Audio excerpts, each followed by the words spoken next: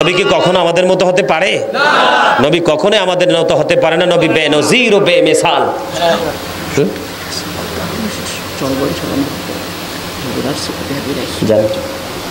আলহামদুলিল্লাহ বলেন।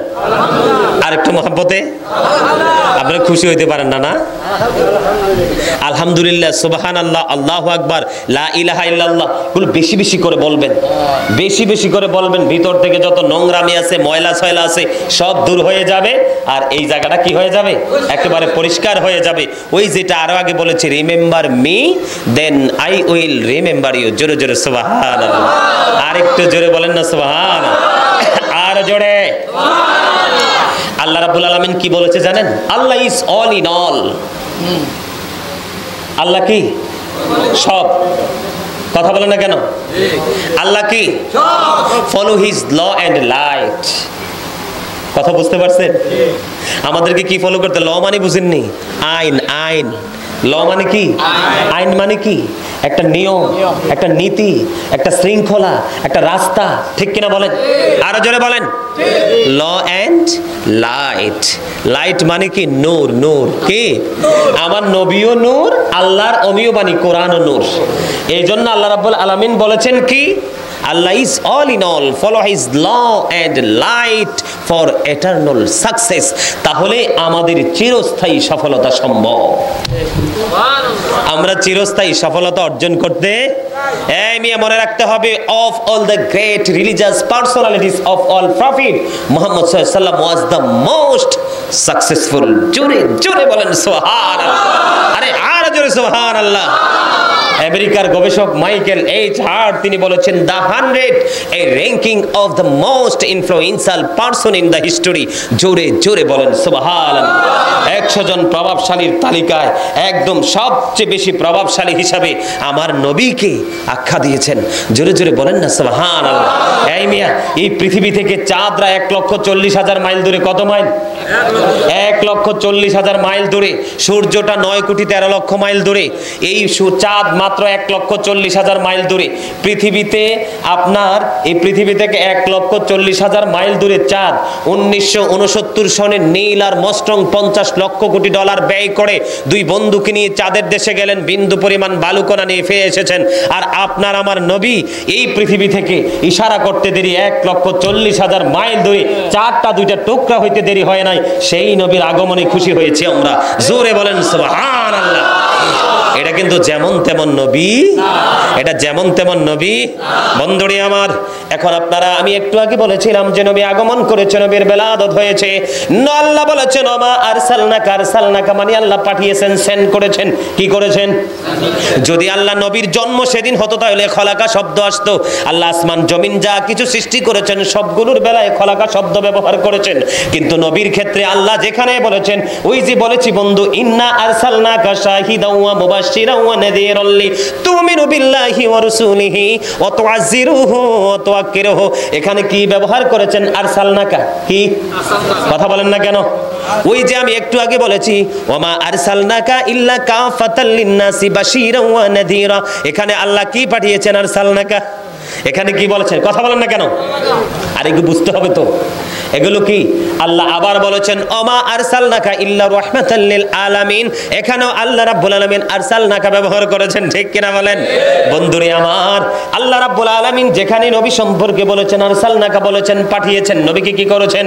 তাফসীরে রুহুল বায়ানের 3য় খণ্ডে 543 পৃষ্ঠা উল্লেখ রয়েছে। আমার নবী একদিন জিবরাইলকে প্রশ্ন করলেন, ভাই জিবরাইল আপনার বয়স কত? কয় আমার বয়স কত আমি বলতে পারবো না, আমার জীবনের একটা ঘটনা আমি আপনাকে শোনাতে পারবো। কই গল্পটা কি? ঘটনাটা কি?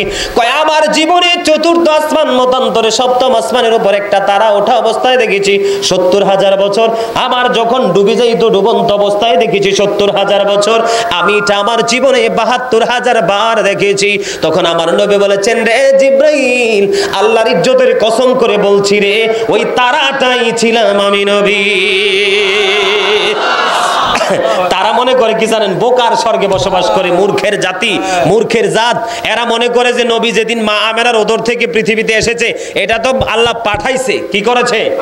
আব্দুল্লাহর কপালে নবীর নূর দেখে ওই তৎকালীন সময়ে আরবের প্রায় 200 মহিলা স্বামী রূপে আব্দুল্লাহকে পাওয়ার জন্য আকাঙ্ক্ষা করেছে। 200 মহিলা আব্দুল্লাহকে স্বামী হিসাবে পাওয়ার জন্য আকাঙ্ক্ষা করে তারা ব্যর্থ হয়েছে। তারা নিজের জীবন তারা নিজে দিয়ে দিয়েছে। জোরে জোরে বলেন না সুবহানাল্লাহ। তারা মনে করে যে নবী 570 খ্রিস্টাব্দে রবিউল আউয়াল চন্দ্র মাসের 12 তারিখ সোমবারেতে পৃথিবীর বুকে কদম দিয়েছে, এটাই মনে হয় ফার্স্ট। না, নবীর আসার খবর সবাই জানে, নবীর যাওয়ার খবর সবাই জানে, কিন্তু আমার নবীর জন্ম কবে এটা আল্লাহ ছাড়া পৃথিবীর কেউ জানে না। জোরে জোরে বলেন ঠিক না ঠিক? আরো জোরে সুবহানাল্লাহ। ইয়া রাসূলুল্লাহ ইয়া হাবিবাল্লাহ ইয়া রাসূলুল্লাহ লাই আমার মৌতের নিদান কালে আসিয়া নবী গো আমার শিয়রে দেখিব আপনাকে নয়ন ভরে।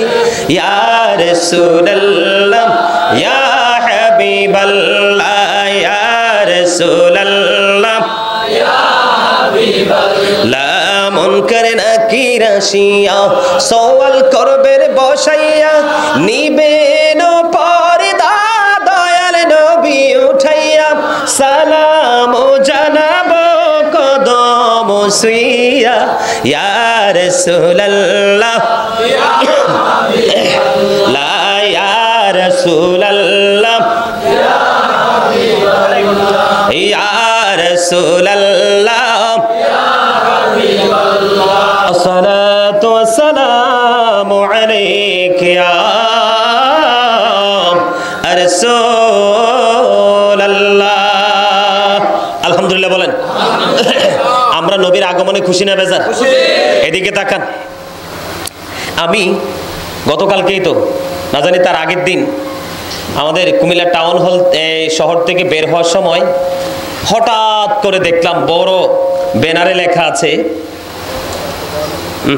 লাগবে না নিয়ে যা, বড় ব্যানারে লেখা আছে আহলে সুন্নাত ওয়াল জামাতের অন্তর্ভুক্ত ইমাম পরিষদের পক্ষ থেকে সিরাতুন নবী উদযাপন হবে। নাউজুবিল্লাহ বলেন না। আমি আপনাদেরকে তাদের কৌশলটা বুঝাচ্ছি। তাদের কোনটা বুঝাচ্ছি? মনে রাখবেন, বেঈমান কাফেররা ওরা আমাদের প্রকাশ্য দুশমন। এরা কি? বেঈমান কাফেররা আমাদের কি? প্রকাশ্য দুশমন। আল্লাহ বলেছেন ইন্নাল কাফিরিনা কানু লাকুম আদুওয়াম মুবিনা। আল্লাহ বলেছেন the heretics are the eternal enemy of the believers. ঈমানদারদের প্রকাশ্য শত্রু হলো বেঈমানেরা। কারা? কে বলেছে? আল্লাহ। আরো জোরে আল্লাহ। যেমনি আল্লাহ বলেছেন শয়তান সম্পর্কে, কি সম্পর্কে? Satan is the eternal enemy of the believers. শয়তানও কিন্তু আমাদের প্রকাশ্য শত্রু। তবে মুমিন সম্পর্কে আল্লাহ আরেকটা তথ্য দিয়েছেন খুব চমৎকার। আল্লাহ বলেছেন ইন্না কাইদা শাইতানি কানা দাঈফা।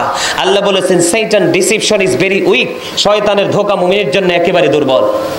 মানে মুমিনকে শয়তান ধোঁকা দিয়ে গায়েল করতে, আমি আমাদের ঈমানকে নষ্ট করার জন্য আহলে সুন্নাত ওয়াল জামাতের অন্তর্ভুক্ত সরলমনা মানুষকে কৌশলে ধ্বংস করার জন্য এরা যে পায়তারা করছে, সেই পায়তারা আমি দেখলাম তারা প্রথমে লেখছে কি আহলে সুন্নাত ওয়াল জামাতের ইমাম পরিষদের পক্ষ থেকে। আপনারা বলেন আহলে সুন্নাত ওয়াল জামাত কোনোদিন কি সিরাত শব্দ ব্যবহার করেছে এই পর্যন্ত? নবীর শানে সিরাত শব্দ ব্যবহার করা নবীর আগমনে এটা নবীর সাথে গোস্তাকি ছাড়ার কিছুই না। কথা বলেন না কেন? এটা নবীর শানে বেয়াদবি করা ছাড়ার কিছুই না। আপনার এত সুন্দর অক্ষরে আমরা সুন্নি জামাতের লোক কিন্তু সবুজটাকে বেশি পছন্দ করি। যেমন আমি সবুজ পাগড়ি পরেছি, আমাদের অনেক সুন্নি জামাতের উলামায়ে কেরাম সবুজ পাগড়ি পরে না? আমার নবীর গম্বুজের উপরের চিহ্নটা সেটা কি? সবুজ। আমি নিজেও গিয়েছিলাম, এবার ঈদ করেছি ওখানে পবিত্র ভূমিতে। আমি এবার ওই ঈদ করেছি মক্কার হেরেমে, মদিনাতে আমি ছিলাম তখন, আমি নিজে চোখে দেখে এসেছি। এখন আমাদের যে কৌশল তারা নিয়ে নিয়েছে, আহলে সুন্নাত ওয়াল জামাতের অন্তর্ভুক্ত বলে দিয়েছে, এবং একবারে ব্যানারের শেষ মাথায় গোলাকার দিয়ে একটা বৃত্তের মতো এঁকে এটার মাঝখানে দিয়েছে সিরাতুন নবী উদযাপন হবে। জোরে জোরে বলেন নাউজুবিল্লাহ।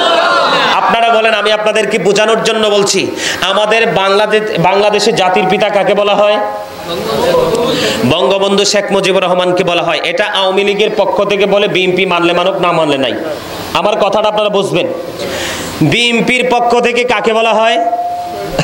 শহীদ প্রেসিডেন্ট জিয়াউর রহমান।